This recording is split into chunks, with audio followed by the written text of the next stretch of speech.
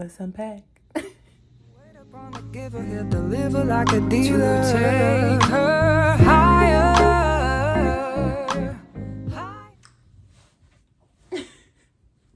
I'm in a silly mood. I'm always in a silly mood. I had to, do a little dance. The shirt and the bottom making me feel like, a little Janet Jackson, old school 90s video. Yes. All right. For one, hey everybody. It is Tuesday here in Texas. We'll say Houston. I'm kind of outside of Houston. But yeah, it's Tuesday. I want to say this is November 6th or 7th. One of the two. A little bit after 4. I was supposed to have been recorded, but they decided to clean, the walls and stuff of the apartment. Thank you. But they did it for a few hours, and yeah.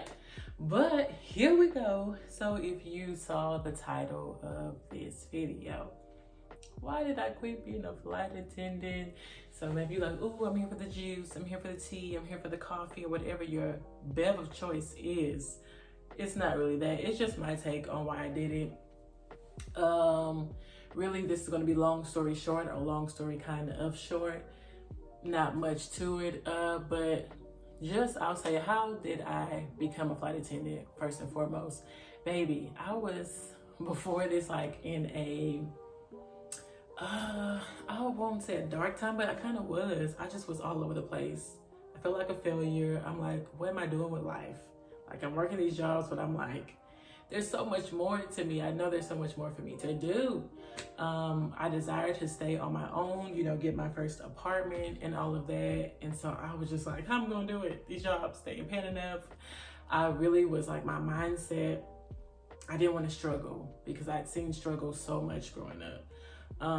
And just not being able to keep things and stuff like that. So it was scary for me. I was staying with my mom for a while. I mean, most of the time, if I wasn't in school, I'm back with my parents, and it would be my mom. So yeah, it was a weird time in my life, for sure. It was a weird time. And a little bit after I stopped staying with my mom, I ended up staying with my biological father. Note, I was not raised by him. And so it was a little weird. He had been present in my life. I'd actually stayed with him my 12th grade year before going into college. But it was just still, kind of weird. Our relationship, it's just the honest truth. It's just the truth. It's not super close, but I know my daddy loves me. I love him, but it's still it's almost like a stranger type thing. You don't really know me fully. I don't really know you, but lo and behold, I ended up staying with my dad and his wife for a little bit. So it wasn't nothing new. I believe I was 29 at that time, and it was going good. I felt uncomfortable. I believe that I wanted so much from my dad and staying there, and that not happening, just really wanting that relationship, and then having to face all of this stuff and feel all of these things, feeling misunderstood and not heard, and in my feelings about things. And so, baby, one day I got up, everybody was gone. I packed up my stuff and I had went to my sister and her husband's house. And yeah, long story short, I apologize to my dad and his wife, because that was not the way to leave. So yeah, I stayed with them. I was struggling over there as far as mentally, because I'm still I don't know what to do. I thank God for them. We used to at times have these power hours, and I need to incorporate that. As I'm single, I need to be doing that, because it helps so much. Me and one of my younger brothers were staying with them, and we would get together, have these power hours. Okay, what's your goals for this, that? Are we meeting them? Are we not meeting them? What's your plan? My brother-in-law always be like, what's the plan? And so at times I would just be like, because one day he was like, what do you want to do? You know what you want to do? Baby, broke down like a baby. I mean, boo pooing. And so, yeah, just fast forwarding, one night, me and my brother-in-law was sitting out on the sidewalk just talking. A plane had flown by. He was like, have you ever thought about doing that? I was like, yeah, I actually applied years ago. I didn't have a passport or anything like that. I just applied. Clearly didn't get it. And he was like, you know, if I pay for your passport, will you do what you need to do as far as, you know, getting all the documents together and apply? I was like, yeah, I guess so. Fast forward, maybe I was on it. I got all the stuff I needed, told them, it got paid for. And when I say it all happened so fast, like in a matter of a couple of weeks, they were like, hey, gonna send you out to Miami, Florida for training. And, you know, if you do pass the training, stuff like that, you get to travel the world. I'm like, too good to be true. Scam me a little bit. And I found them through Indeed. It's a private charter. And so it's not like a big commercial airline. It's more so private. But it was legit. It was legit. I flew for almost 5 years with this company, and I truly enjoyed myself. I cannot say that I did not. I truly enjoyed myself. But I knew from the beginning, and this was my actual prayer to God, was to not get complacent. Because I was like, I don't feel like this is my forever. Some people, they know, like flight attendant, baby, this is me, and lovely. I just knew it wasn't for me. It wasn't going to be my long-term thing. I felt like it was just a cap with the company as well. Like you could only do so much. I could be wrong, but that's just how I felt. But I knew for myself from the beginning that it wasn't going to be my forever. I was like maybe about a good 3 years or so. But when I say I did see the world, I saw the world. I mean, it was a blessing to the point where I had to catch myself in moments because I was being so ungrateful, because I would be so tired. Like, we flew internationally. We did domestic stuff, but baby, if you were doing international trips, you were doing international trips. And it could take a toll on your body, on the mental, maybe if you're used to being at home around people that you know. Like, it wasn't for everybody. It's not for everybody. And so at first, I'm not gonna lie, like I was fine with being out on my own, but then I think I just had moments where I was used to at least seeing some of my family, you know, friends, stuff like that. And I remember my grandmother just telling me, like, you know, just keep at it, try it out, you know, find the good and, you know, the good moments and stuff like that. And after that, I was like, okay. And I really, you know, I had fun, probably more fun than I should have had sometimes. Let's just say that. We'll say that for another vlog. But no, seriously, it was a blessing because I remember telling God, like, I want to travel. I just didn't know how I was going to travel. I'm like, I ain't got the money, but I would love to travel, Lord. And I traveled so much that at this point, I'm like, I'm good. I'm not a travel bug. That's crazy, but in doing that, I've found out that I'm like, I'm not really a travel bug because it's a process, especially when you're traveling internationally. It is a process, but maybe that speaks spiritually too. So long story short, like, yeah, I knew from the beginning it wasn't going to be my forever. It was like, enjoy it, which I did. It was nobody but God. Places I never thought I would see. It's just, yeah, from Japan, Dubai, Germany. Oh my goodness, we were just everywhere. We were everywhere. We were in the Middle East. Yeah, we were just everywhere. And so when I say I enjoyed myself, and I'm so thankful for the people that I met, people of different backgrounds and cultures, and that's with the employees, just the people on the plane, the places we were at. It was just lovely to see and show. It just lets you know, like, yeah, it's not just you and your little world and all that, but it's just so much stuff out there. And it's beautiful. It's lovely. You get different, you know, views and perspectives. And so, yeah, but really it all boiled down to, like, it was just exhausting. I also did feel like we could have been treated better as employees, you know. Yeah, God knows. I say that. But that's what it really was. And not that it just paid horribly, but like when that it's just so much more. And that's always my thing. Like, I'm like, it's not being money hungry, especially now, because the Lord been shaking up some stuff. But it's like when God puts something in your hands within you, and like it can produce so much. It's like there ain't no limits, no boundaries. I'm like, I'm not to just be stuck to this one thing and be like, oh, you leaving this money, baby. It's so much more in God. And like I said, it's not just a money thing, but just to be able to just get out what God has put within me. I didn't know I was creative as I am, and there's so much more I think that I haven't even tapped into. And so at times maybe you can't find that when you're working for people or you're in a certain place. So that's just my thing. I'm like, I'm thankful for the opportunities. I'm thankful for all that was done, what was seen, I would say, over the years in working as a flight attendant, as a stewardess. But you just know it's more. And when I say I was so at peace when I left, and it was like, okay, we can breathe. I felt like I was missing so much. I wasn't homesick, but I was like, I need to be at home.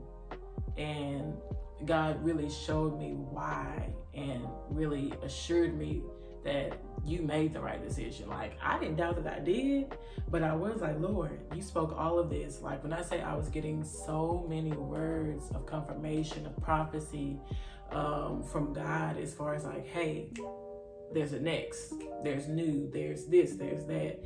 And it seemed like when I made the move, and it was like, oop. And I'm like, okay, Lord, what's going on? It seemed like everything stopped, and he began to assure me, you made the right choice. I didn't think I shouldn't have left. I was just like, okay, what do I do now? So at one point I was unemployed. I quit in August, and I had just gotten employment kind of like mid-October. So, and it's still not, it ain't, baby, because we got bills, and the bills are billing, and the job ain't doing what it needs to do. And I was very aware of that from the beginning. And so I can say right now, it's just kind of like, but when I say that God has been supplying, when he's been supplying. And so, and he's just definitely showing me that he truly has me. Just got a word the other day. When I say the words be coming, because God knows that I be like, okay, Lord. But he's breaking stuff off of me, off of my mindset concerning just trusting in him and believing in him and knowing that he has me. And my thought process around money, I didn't realize until this was yesterday. The other night we were at prayer, just sitting in prayer for church, and received the word of just my trauma around money. I was just like, oh Lord, I didn't even, man, thank you for saying that, Lord. Because I was like, I didn't realize the trauma that I had around money and how everything did really point back to money. Because when I say, it's just, like I said, a struggle, when they be like, the struggle is real, I'm like, Lord, why is the struggle always real? Why is it always real? And just not wanting to get to that. And it's like, girl, you're going to be okay. You're going to struggle for one at times, but it don't always have to be that. But be okay when it is. And that was really one of my biggest things when I moved. I was scared to struggle and have to, I'm like, I don't want to live paycheck to paycheck, but I was. Because we also were in stewarding well. And so I know that this season it's just for me to learn so many things. Great, good, awesome, stewardship, all of that. Yeah, it's probably one of them. It ain't probably, it is. And so I say all that to say, this was kind of like a testimony type why, just all types of stuff mixed into one. Really what God is doing in this season for the girl, what he's showing me, it has been some not so pretty things. It's been some pretty things. It's been some pretty awesome things. And so, like I said, I'm employed at the moment, but baby, we still looking for more work. That's my honest to God truth. And baby, when I say people have just been blessing here and there, whether it's like, oh, you need some gas, you need this, you need that. Like, I'm blessed to have a car that my sister blessed me with. It's like, if you just try, I won't say try not, but if you'll miss what God is doing. If you're just like, but I ain't got this, but I ain't got that. And it's like, you're gonna miss it. You're gonna miss it. That's the movie, you're gonna miss it. And so God is showing me like, yeah, you may not have everything you want at this moment, because I will, and so much more, but you are taken care of. You are good. So yeah, I'm like, baby, from this rent on to, because I've been like, oh, I can go and stay with somebody. And if that be it, I'd be content in all of that. But I know that God is pushing me to also fight, to not give up, to trust him, to believe him for all that he has said that will be done. And he's been showing it. So it's a faith walk really right now. Like I tell people when they be like, why did you quit? I like, baby, it was a God move. I don't really have much from there. I'm like, it was a God move. It was a faith move. And when I say I was so at peace, I'm still like, I'm at peace. And I'm like, whatever your will is, Lord, that's what it is. We still a little bit, we're like, woo. Okay, Lord. I ain't gonna lie to you. I'm not gonna lie to you. But when I say I'm more like, he's got me. So, like I like to say, I be like, baby, but it ain't about nobody calling me out. I'm like, you call me out, it is what it is. But I don't have nothing to prove to nobody.